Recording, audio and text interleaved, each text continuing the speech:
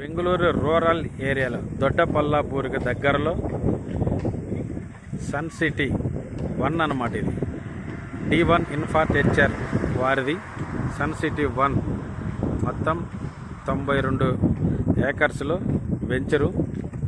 EMI options ఉన్నవి, spot registrations ఉన్నవి.